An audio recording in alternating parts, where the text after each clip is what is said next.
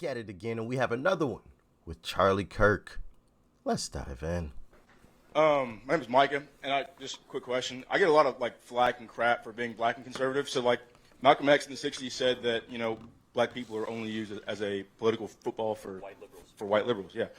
What would you say that your best argument is to disprove that fact and whatnot?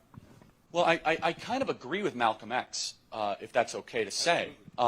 I don't know if you're asking me to disprove that, but no, prove that it was true. Oh, I'm sorry. Okay, thank you. Yeah. So just to understand, Malcolm X, kind of a mixed bag, and don't agree with everything he believed in, but Malcolm X was totally right on this. Malcolm X railed against white liberals that were trying to use the black population for their own personal gain.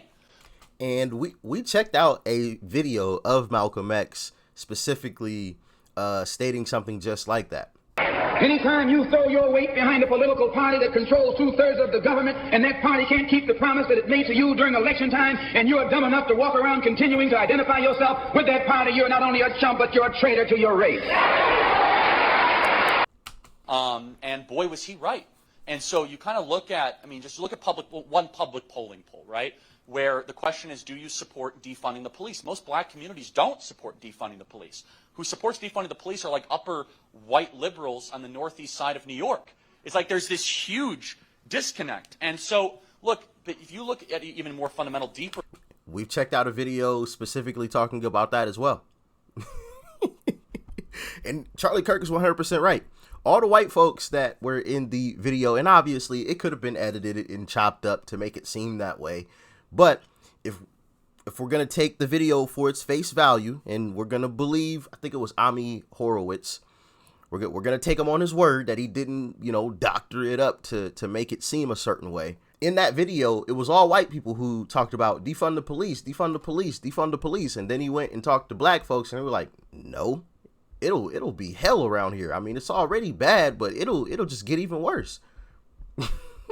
So when he talks about the disconnect, he's 100% correct. Level of this, I think what is most interesting and most important is that black culture in America is completely disconnected from white liberal metropolitan culture. They're actually the exact opposite. You could speak, and you might disagree, but at least my experience and the black conservatives I spend time with is that this trans issue is the least popular in the black community of all the communities in the country. It's the least popular, especially when it comes to men. They're like, what? Are you kidding me? And yet it's being pushed by white liberals on a party where they're the most reliable voting demographic, right? And so, look, put simply is that I believe that white liberals running the entire apparatus have taken for granted the average black voter. They think it's just already baked in. And at the very least, it's you have to compete for the vote, right? In black communities across the country, you have failing schools, rising crime, and deteriorating households, and the same political decisions keep on being made over and over again. So, yeah, I can help you unpack that further, I suppose, but it really kind of goes down to this, which is, what is the best for a human being regardless of color? The best for human beings is to be able to own property, get a fair education, have streets that aren't widespread with crime. These issues should not be controversial at all. It shouldn't be controversial to say that we want school choice, we want better schools, all these sorts of things. So happy to unpack that further. But let me just ask you a question. Being a black conservative, how does the black community treat you in that way? So my barber, I get my haircut in Fayetteville, and every time I sit down in the chair, he's asking me all kinds of questions, and he gives me all these stats, and I don't even know if any of them are actually true, but he says them confidently enough to where they might be true. And I just have to sit there and take it. I don't know what exactly stats, to refute those with. It's not your job. So, I just get, and all my uncles and everybody just rails on me. I've been called, Uncle Tom, Yep. every name in the book. There's a great movie. Back to the old Uncle Tom name. And it's a shame because when people use that, they don't even know the whole story, the true story.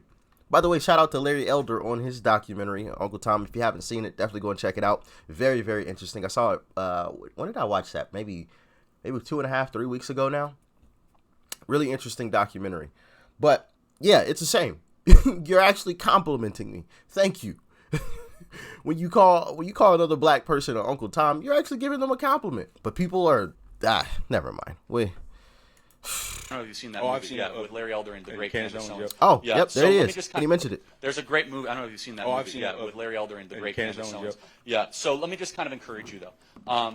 You got to keep holding the line. You're not alone. There's a growing community of black conservatives across the country that are sick and tired of the one-stop shop monolithic thinking.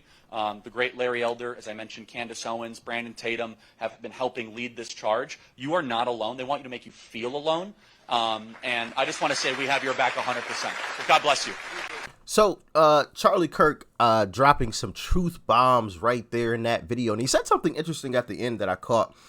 He said you are not alone, but they want to make you feel alone. And, you know, oftentimes where we've checked out videos where there's been a black conservative, it all almost has felt like, yeah, they do want to make black conservatives feel like they are alone, like they are the idiots in the equation.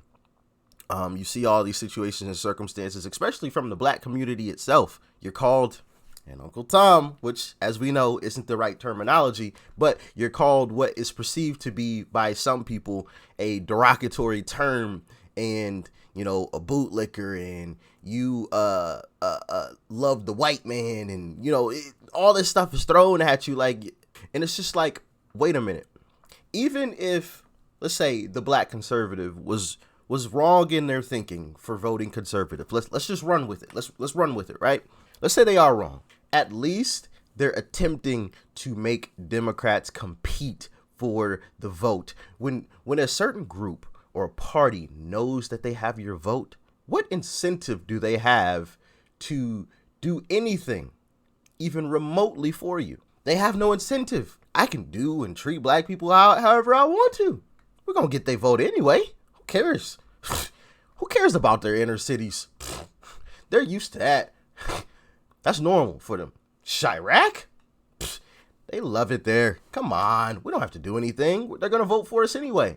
See what I mean? Chicago has been the way that it is, apparently, longer than I've been alive, which is just crazy to me. I've even read, there was a comment that one of you guys said, Chicago was safer when the mob was running around. And I'm like, yo, y'all can let me know in the comment section if you feel that is true. But if that is a crazy statement. And I have an idea as to why that might be, if that is true.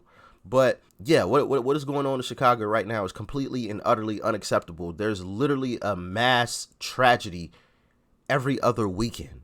It's not talked about on the news. It's not reported. MSNBC, CNN, nobody's airing all of this stuff. You know, the same people that air Uvalde and all of these other situations and say, you know, we got to take away the weapons, which is another story in and of itself that we can get into, because there's been some information that has come out that has been very disappointing about that. Shall not be infringed, but apparently some people don't read it that way. It's very disappointing to see what is happening in Chicago, and it's continuing to happen in Chicago. And I saw what's her name? Lightfoot was parading around because she's building a casino. I'm just like, you gotta be kidding me. You have got to be kidding me. Mr. Eric Adams over in New York City, NYC, parading around because he's happy because he destroyed a bunch of dirt bikes and all this other stuff. I thought it was about going green, sir. I thought it was about saving the planet. You just destroyed stuff that other people in other states, other countries could have used. Those were perfectly good bikes, motorcycles, ATVs, dirt bikes. You just destroyed them. Now we got to pollute the earth even more to create more bikes for other places. It's just backwards. And the guy was losing his mind because the SCOTUS is possibly going to rule that people in NYC are allowed to carry their weapons. Oh my God, could you imagine having a weapon on a train? Criminals already do. I'm just looking at this stuff like, yo, if I am wrong on any of this, please let me know in the comment section. But just looking at this from an open mind, not a conservative, not, you know, a left, liberal, whatever, like, get all that out. Just looking at some of these situations, you're just like, Lightfoot, you're you're happy because you're building a casino? Like, what? How does that address these mass tragedies that are happening in your city every other weekend? Adams, you're afraid. You're shaking in your boots because your citizens, your law-abiding citizens, are going to be able to defend themselves?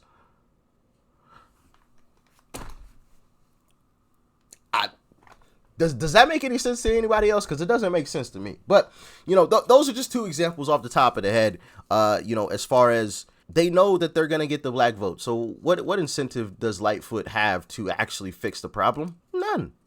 Zero incentive to fix the issue. Eric Adams, what incentive does he have to fix the crime amongst black and brown folks in New York? None. He knows he's going to get their vote anyway. But that is my point. You have to make them at least compete. Even if you know you're going to vote Democrat, at least make them think that you might do something different, right? Let me know if y'all agree or disagree, how y'all feel about that in the comment section below. Like, share, comment, and of course, hit that subscribe button before you go. It's right up over there. It's totally free. It's totally free. Click that subscribe button and share this video with your friends and family and your neighbor too. I'm going to catch you in the next one. I'm out.